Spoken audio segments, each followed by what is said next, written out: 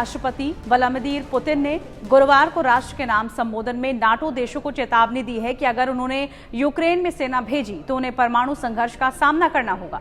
उन्होंने कहा कि फिनलैंड और स्वीडन के नाटो गठबंधन में शामिल होने के बाद रूस को अपने पश्चिमी सैन्य जिले को मजबूत करना चाहिए। पुतिन ने यह भी कहा कि पश्चिम का कहना है कि रूस कथित तौर पर यूरोप पर हमला करने जा रहा है, ये बकवास है। उन्होंने ये भी कहा कि विदेश नीति में पश्चिम के खतरनाक कार्यों और बयानों से परमाणु संघर्ष और सभ्यता के विनाश का खतरा है। पुतिन ने दो टूक कहा है कि रूसी संघ के स्ट्रैटेजिक न्यूक्लियर फोर्स पूरी तरह से तैयार है। हालांकि पुतिन के बयान के बाद रूस और फ्रांस के बीच भी तनाव, यहां तक कि युद्ध भड़कने जैसी बातें कही गई। इस दौरान लोग भारत के प्रधानमंत्री नरेंद्र मोदी का भी जिक्र करने लगे कि दोनों देशों से बेहतर संबंध रखने के कारण मोदी फ्रांस रूस विवाद में मध्यस्थता कर सकते हैं। पुतिन का बयान फ्रांस के राष्ट्रपति इमैनुअल मैक्रों के उस बयान के बाद आया जिसमें उन्होंने कहा था कि यूक्रेन की मदद करने के लिए नाटो सेना जा सकती है। हालांकि मैक्रो के इस बयान को अमेरिका और जर्मनी ने यह कहते हुए खारिज किया कि ऐसी कोई योजना फिलहाल चर्चा में नहीं है। इस बयान के बाद पुतिन ने अपनी देश की संसद को संबोधित किया।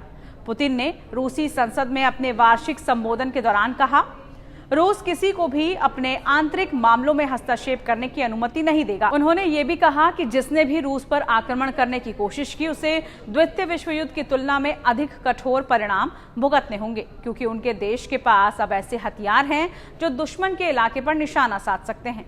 उन्होंने कहा वो अब जो कुछ भी लेकर आ रहे हैं जिससे वो पूरी दुनिया को डरा रहे हैं, ये सब वास्तव में परमाणु हथियारों के उपयोग के साथ संघर्ष की धमकी देता है, जिसका अर्थ है सभ्यता का विनाश। चलिए अब आपको बताते हैं नाटो क्या है। अब आपको ये भी बता देते हैं कि जिस नाटो के नाम पर ये बवाल शुरू हुआ है वो आखिर है क्या। नॉर्थ अटलांटिक ट्रीटी ऑर्गेनाइजेशन यानी नाटो दूसरे विश्व युद्ध के बाद 1949 में बना था। इसे बनाने वाले अमेरिका, कनाडा और अन्य पश्चिमी देश थे। इसे इन्होंने सोवियत यूनियन से सुरक्षा के लिए बनाया था। तब दुनिया दो ध्रुवीय थी, एक महाशक्ति अमेरिका थी, दूसरी सोवियत यूनियन।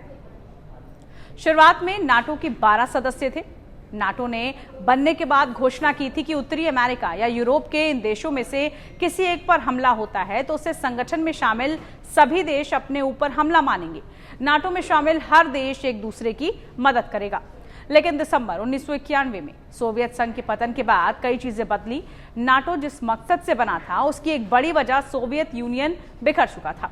दुनिया एक ध्रुवीय हो चुकी थी। अमेरिका एकमात्र महाशक्ति बचा था।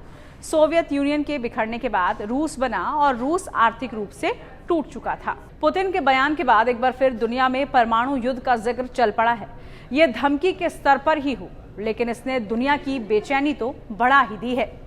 आपको ये वीडियो कैसी लगी जरूर बताइए। साथ ही इस तरह के तमाम वीडियोस के लिए और देश दुनिया की तमाम बड़ी खबरों के लिए आप देखते रहिए टाइम्स नाउ भारत डिजिटल। नमस्कार।